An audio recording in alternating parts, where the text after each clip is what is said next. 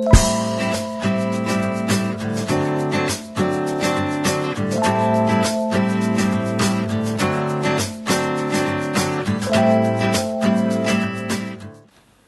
I'm Sue Daley. Welcome to month 3 of Just Like a Jigsaw. This month we're going to be working with 1.5 inch squares and 1.5 inch 6-pointed stars. So most people wouldn't kind of imagine that they would work together, but they actually do.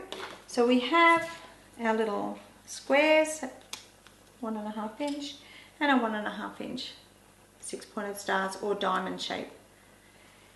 So this one on your little pattern sheet, we've shown you a couple of examples, but the one I'm going to put together is the one on the top of your sheet.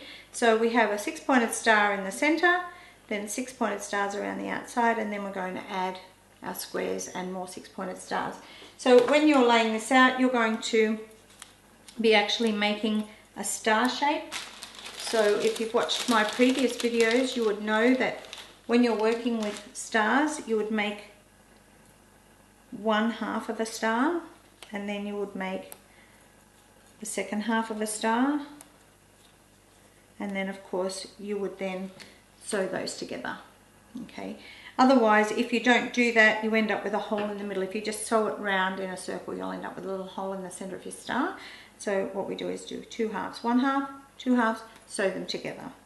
So we're going to work with that star. You're going to construct that just in the normal way that we do that, and then you're going to add your little 6-pointed stars around the outside there. Now, my little tip for doing that is that I would start from my, and this is difficult because this will fall on the floor if I'm not careful.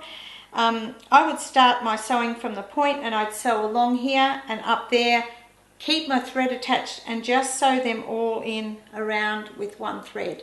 So you don't have to keep stopping and starting and doing knicker knots and things. Just a knicker knot at the beginning, so into the Y seam, up to the point, down into the Y seam, and just go all the way around and finish off with your knicker knot.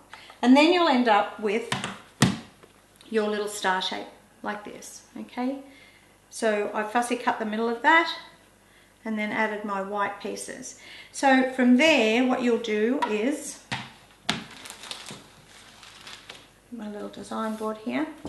So we've got our little star there.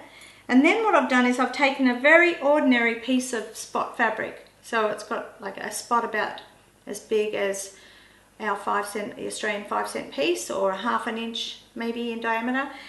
And I've actually fussy cut the spot. So what I want it to do is I want them to sit as half circles.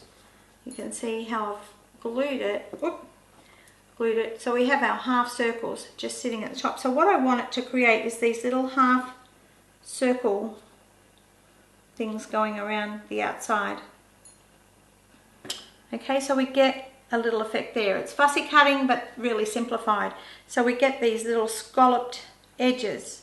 And so when you're looking at the whole design as one, then you are, you know, you're not really seeing where the joins are or what shapes you've actually used. People are quite intrigued as to what shapes you've used, and when they see what it is, they're a bit shocked because they can see all these things going on here that create a great design, but they're not really quite sure what you've done. So it makes you look really clever.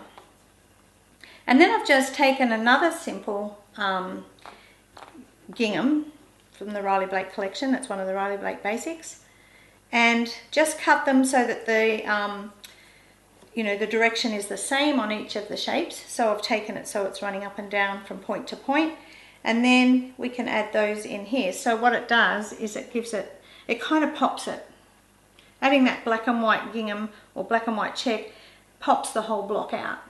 So just when you're putting your fabrics together and you're working with your shapes, sometimes it can look a bit blah, throw something in there, jump out of your comfort zone and throw something in there.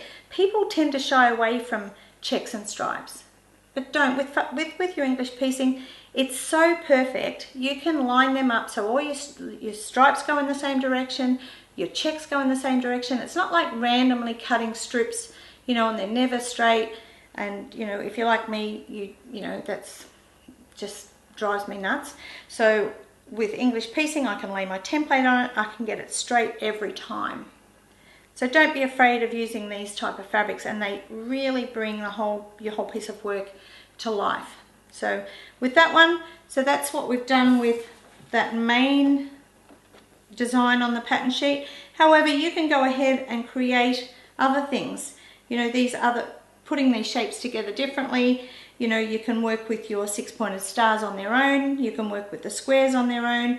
You can put your 6-pointed stars together like a tumbling block. There's a huge amount of variations, and the good thing about this is that you can just play with it and make whatever you want. It's not about what I do, it's about whatever you want and what you like. So thanks for joining me today, and I'll see you next time on Just Like a Jigsaw.